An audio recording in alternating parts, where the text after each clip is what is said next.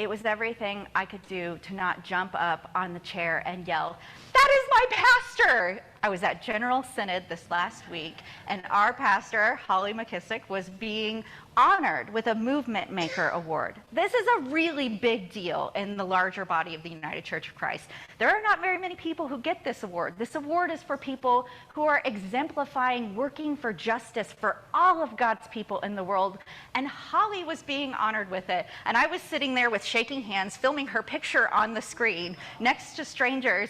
And so instead of jumping up on the chair and saying, "That's my pastor," I just whispered, and you could hear it on the video, so now I can never post it anywhere. "That's my pastor." And just letting everyone know, she's my pastor. And that is one moment of Synod that was just expansive. I could tell you about the beautiful gathering that this church meeting was for hours. There are just not you can't convince me. There are very many churches that get together for their national meeting, and you walk away feeling elated and just so dang proud.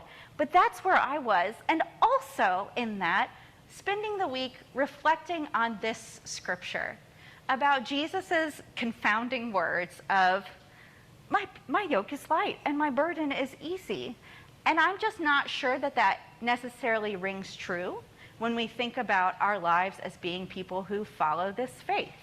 It doesn't feel quite true that being a Christian in all of the deepest, truest senses, and advocating for justice and standing up against oppression, I don't know that I would call that easy or restful work if we're doing it right. If we're really getting into it in the nitty-gritty and not looking away from the hard parts, I just don't think I would call that easy and light and, a rip-roaring good time most of the time.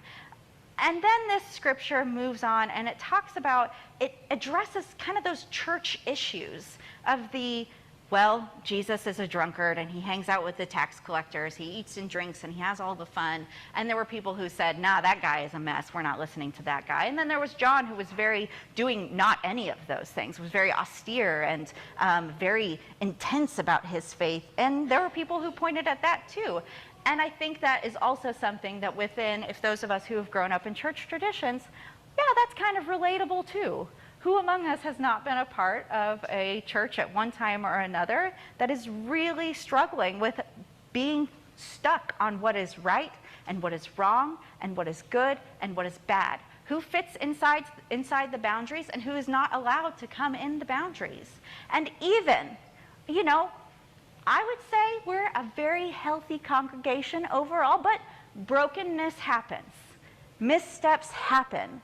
And what do we do when we're a little bit broken? What do we do when we encounter a little bit of mess? I saw it in spades at the General Synod. I saw it. There were 8 plenary sessions during this national church meeting. Those 8 plenary sessions, y'all, they were 3 hours each. That is a lot of hours to be doing church business. So what happened within those times were, yes, these awards, and then there were 12 resolutions that had come before the church body. Resolutions that were about affirming the human dignity of all transgender people. Resolutions that were about condemning single-use plastics and encouraging corporations to move away from them. A resolution condemning the Dobbs decision and advocating for reproductive rights. There were resolutions that focused on making sure that equity was the leading front of all of the aspects of our lives. And all of these resolutions required conversation, debate, and work. And it was so fascinating to see all of these hours that were put into figuring out what to do, how to pass these pieces, how to be advocates, and how to be supportive of all of God's people, that just exist even within our own denomination. And there were a lot of things within that showed me how work is done and how missteps are dealt with and how we can be healthy people who are carrying this burden of what it means to be followers of Jesus. So after the Movement Maker Awards were presented, 3 of the people who won were given those awards were the movement makers, the people like Holly, who were involved in the lawsuit against Missouri and advocating for reproductive rights. Well, Reverend Tracy Blackman, who was the one who gave these awards, she's one of the leaders of the United Church of Christ, one of the national leaders, she came up on stage for a surprise announcement, which was not really like a happy surprise, it was a humble surprise. Tracy got on stage and said, "I've made a mistake. I did not know there was another lawsuit happening in Florida that is along these same lines. I didn't know that one of the people in this lawsuit is a UCC minister, and I'm sorry.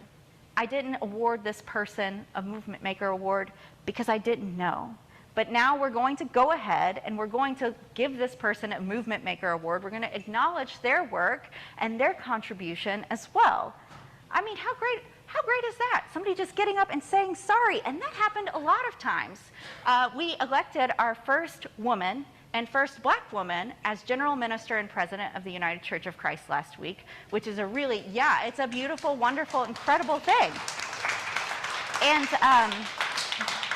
our previous general minister and president was Reverend John Dorhauer. He's a lovely human as well. And he got up. And there has been work happening behind the scenes that many of us maybe haven't heard about. And this is, I don't want to get too in the weeds on polity things, but if you're coming to the polity session with Jane next week, which will be hosted in this corner, this is just a little preview of that. So there are 4 streams, 4 different parts of Christian tradition that combine to form the United Church of Christ. There's the congregational, the Christian, the evangelical, and the Reformed. I was so nervous I was going to get that wrong because Jane was my history and polity teacher before I was ordained. She's not here, but she'll probably watch this later. And I didn't want to, like not make her proud. However, so there's those 4 streams. But what we didn't know, what most of us didn't know, is there is actually a 5th stream that has gone unacknowledged and unincluded, and that's the Afro-Christian stream, which is just as much a participant in forming the United Church of Christ as all of the rest. And it had been left aside until work was done by many people and then solidified at General Synod, when John Dorhauer got on stage and said, "We as the United Church of Christ have an apology to make, that we have not included this important piece of our history, and we want to acknowledge that there is racial bias, racial injustice involved in that, and that this is important that we are calling on the church to make sure we include all 5 streams as we teach about our history." What a beautiful thing. And then there was the job of there are a lot of jobs that I would not want to do at this incredibly huge, extensive church meeting. The job that I want to do the very least of them all is the moderator. That is the person, they're like the MC of the party, except it's not a party. It's managing a couple thousand people and trying to help keep peace as we deal with difficult things, trying to be fair, and who gets to speak at which microphone of the voting delegates. And that was, at this session, it was Bob Sandman. I'm a big Bob Sandman fan. He was funny, he was wise, he was kind, he kept it really playful. You know, he would tell jokes when there was a little bit of time in between. And one of those times, there was a voting issue when the voting delegates, their devices, some of them wouldn't log in. And they got most of it fixed, and then there were like 11 to 15 people, you know, less than 20 people whose devices wouldn't log in, and we had something like 700 voting delegates. And so there was something that was, we all knew, it was handily gonna pass. And they couldn't get those devices to work, and Bob was trying to honor moving things along, and he was like, well, we'll go ahead and take the vote, and unless it's close, those votes aren't gonna matter anyway, so we'll just go ahead and move on. And you could hear around the crowd, the whole room went, oh, immediately, and you could see Bob's face fall, because while that was logistically true, it was factual, it wasn't theologically true that those voices and votes didn't matter. And Bob came back, and no surprise at all with the way the rest of the synod had been going, he offered a heartfelt apology, a very heartfelt apology. And none of these people coming from a posture of defensiveness or being attacked, but of genuine care for wanting to be church to one another. And it just kept going. When we were talking about the resolution to affirm the human dignity of transgender and non-binary people, there were a lot of voices that wanted to be heard, but none of them were at the opposition microphone. There was a line about 15 people long at the affirmation microphone. And so as they'd gone through a number of them, and yeah, it gets tiring, you guys, these are long sessions. And after a while, you just want to vote, like, okay, we all agree, we just want to vote and move on. But somebody stood at the point of order microphone and said, look at this line of people. These are all young people, many of them queer, gender, non-binary, transgender people who have a home in their church where they feel welcome and safe to speak about their identity. Let's let those people have a voice. Let's let them speak. This isn't just a time of passing resolutions. This is a time of testimony and witness. And again, and again, and again, it just kept happening. All of these beautiful things. And there were so many places this hard work was being done. People staying present and in it the whole time. But there were spaces. There was a room where there was quiet, it was dark. There were prayer shawls if you needed to wrap yourself up in something someone had made with their hands, and little cots that you could lay down on if you needed a moment of reprieve. There were beautiful artwork displays. There was dancing that happened. There was a blood drive. There was service work that you could volunteer in. There was a protest that you could go join. There were so many ways to find work and rest in this space. And in the plenary hall itself, which is this enormous, exhibit hall, like at any convention center, at the back of the hall was a quilt. And if you look close, if you didn't look close, it was just a quilt, but if you looked close, you would realize it was part of the AIDS quilt. There was a man, Reverend Dr. Shorgoss, who had a very personal connection to that. He was 19 years old, 41 years ago, 1981, when he began the process of coming out as a gay man. And at that time, it was also the year the AIDS virus was given its name. And by 1980, that was also the year actually that the first 6-foot by 3-foot square of a quilt was made to honor someone who had died from AIDS. 6 foot by 3 feet is the size of a grave. By 1987, thousands of these squares had been made with people's names, 110,000 names, over 50,000 6-foot by 3-foot panels. And in the hall, there were 10 of those panels. They covered a huge expanse of the back wall. And it was beautiful to see, but many of us just walked right by. We had busy things. We were going on with our lives, doing the business. And Reverend Shorgoss came up to say a piece during the speak out sessions. Every plenary started with speak outs, where someone could come and give a little 1-minute talk about whatever it was they wanted. And he wanted to say all that about the quilt. He wanted to invite people to take a look before they took it down very carefully, to pack it up and put it away safely, to honor all of these people who had died, all of these names, all of these stories. But he just couldn't get the words out. They failed him. And I was going to tell you all about it. But the thing is, those sessions are recorded.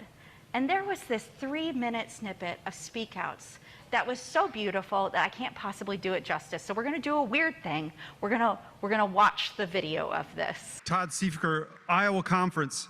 Just want to say thanks to everybody here. I'm new to the UCC. I'm from a part of the country where they didn't get too upset when we separated children from their parents at the border. And I feel like I live in exile, but I feel refuge with you.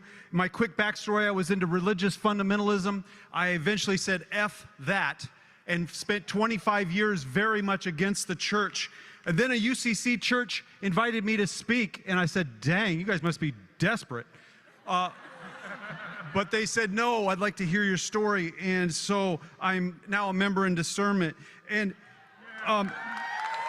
when that Thomas in me sits back here and says, what the F am I doing here amongst all these people? I think I've got people who say sorry. I got people who want to go back into history and say, what harm have we done? I got people really worried about the welfare of their brothers and sisters, and I'm at home.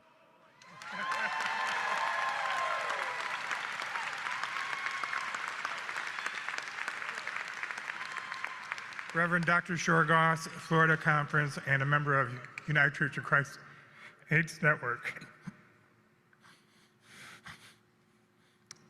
It's 40 years ago, the first diagnosis.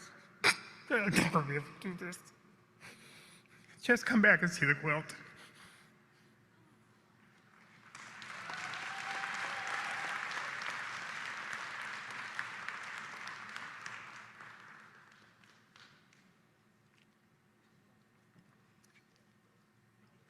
On behalf of my brother, let me introduce myself. I'm Ann Cansfield. I serve as the chaplain of the New York City Fire Department. And my plan was to get up here and share my book with you that I wrote and invite to do book Zooms. But I believe that the delegate ahead of me was going to recognize the AIDS quilts behind us, which is far more important than books I could have written. Those lives are lives cut short, that each of them were a book to be written. And so I'm honored to be able to complete what I imagine he would have said, and to give thanks for all of the lives who have paved the way before us. Each of us stands on the shoulders of those before us. And I also give thanks for a martyr of our faith, Michael Judge, an out FDNY fire chaplain who was killed on 9/11, who paved the way for me to be the next gay fire chaplain. So the book is Be the Brave One, and I invite you.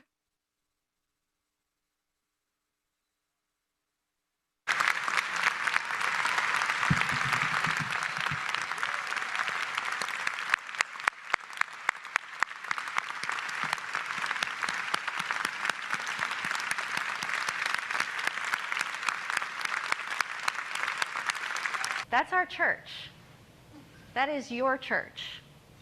That's us. It is work. It is a mess. We mess up and we forgive and we make space for people. And the world is a mess. And our lives are hot, holy messes. And we're called to not look away from the hard. And also, sometimes we can't stand under the weight of it. And sometimes our voice gives out and we cannot physically go on. And in those moments, we rest in this gorgeous body of Christ, that you belong here. You are an important and vital part of this. You, as our friend on the screen said, you are home. That's our church. Thanks be to God.